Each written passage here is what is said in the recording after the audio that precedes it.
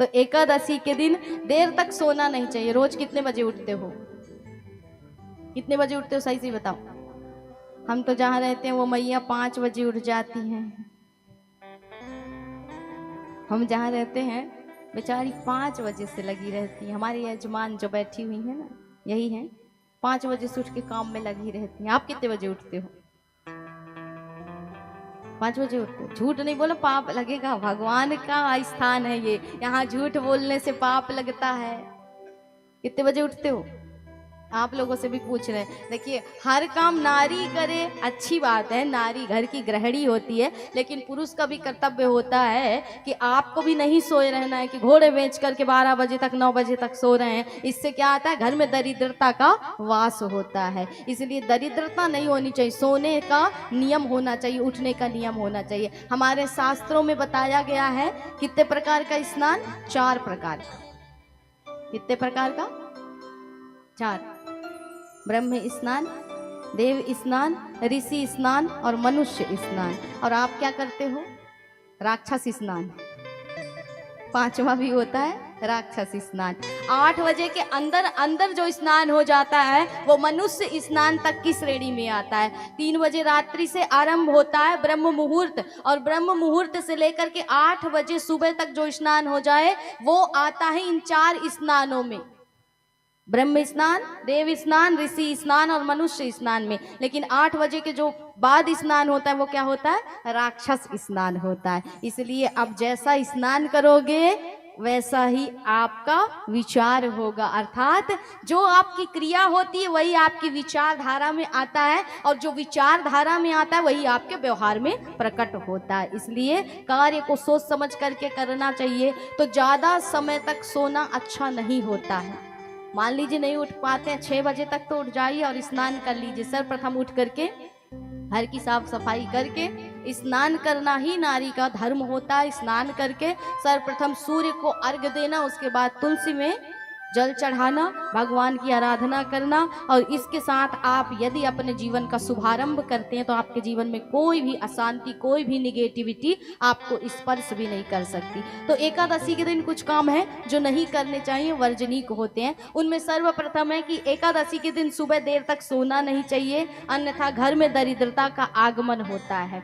एकादशी के दिन ना ही बाल धोने चाहिए और ना ही बाल कटवाने चाहिए, इससे घर में क्लेश बढ़ता है। इसलिए एकादशी के दिन बाल ना धोइए और ना कटवाइए। एकादशी के दिन चावल या चावल से बनी कोई भी खाद्य वस्तु का सेवन वर्जित माना गया। इससे माना जाता है कि आप पर पाप दोष लगता है, अर्थात पाप को खाने का दोष लगता है।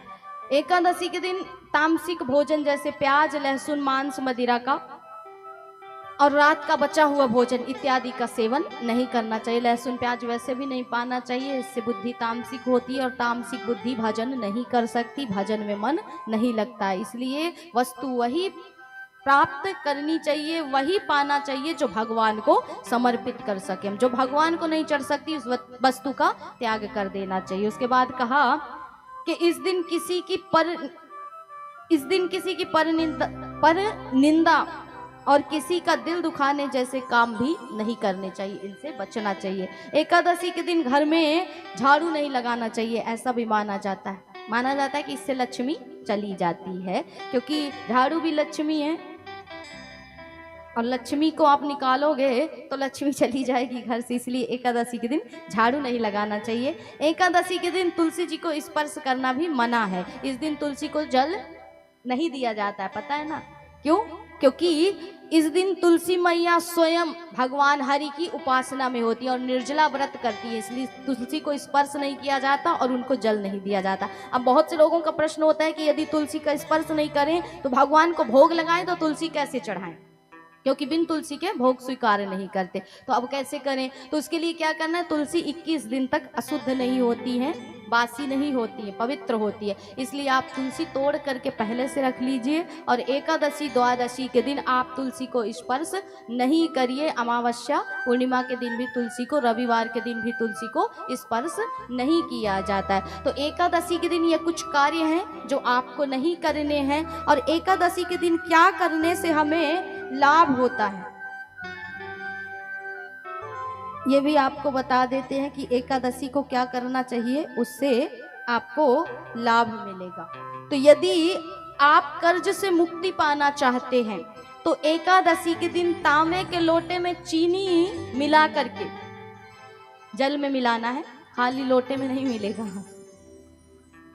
तो लोटे में जल लीजिएगा और जल में चीनी मिलाइएगा और पीपल में जा करके आपको जल को चढ़ाना है, क्योंकि पीपल में श्री विष्णु का, लक्ष्मी जी का वास माना जाता है। जहाँ विष्णु है वहाँ लक्ष्मी है, इसलिए इनका वास माना जाता है। तो कर्ज से मुक्ति के लिए आपको ये उपाय करना है। एकादशी के दिन जल में चीनी मिला करके पीपल के वृक्ष में आपको समर्पित करना है। दूसरा, घर में सुख शांति के लिए एकादशी पर तुलसी की 11 परिक्रमा करनी अति आवश्यक होती है। इससे घर में सुख शांति का वास होता है और विष्णु जी की कृपा आपको प्राप्त होती है। यदि घर में पैसों की तंगी है तो एक उपाय और करिएगा, तुलसी के सामने 9 बत्तियों का दीपक जलाइएगा। 9 बत्ती हो ऐसा दीपक तुलसी मैया के सामने प्रज्वलित करिएगा। इससे आपको लक्ष्मी की प्राप्ति होती है और घर में जो तंगी चल रही है वो खत्म होती है। लक्ष्मी मैया के मंत्र को आवश्यक रूप से पढ़ना है। और एकादशी के दिन घर में तुलसी का पौधा लाना शुभ माना जाता है। इस दिन यदि आप पौधा लाते हैं, घर में लगाना नहीं है, आपको स्पर्श नहीं करना है, पौधा यदि लाते हैं आप लगाया तो वो भी शुभ माना जाता है। और एकादशी के दिन माना जाता है कि भगवान विष्णु को पंचामृत से अभिषेक कराना भी बहुत अच्छा माना जाता है। तुलसी चढ़ाना बहुत अच्छा माना जाता है। इससे भगवान की कृपा प्राप्त होती है और आपके कार्य क्षेत्र में जो भी बाधाएं आ रही हैं उसकी समाप्ति होती है और आपका कार्य उन्नति की ओर बढ़ता है, पदोन्नति करता है। इसलिए कुछ उपाय हैं एकादशी पर किया करिए। सरल से सहज से उपाय हैं, इनको करने से आपको भगवान की कृपा प्राप्त होगी।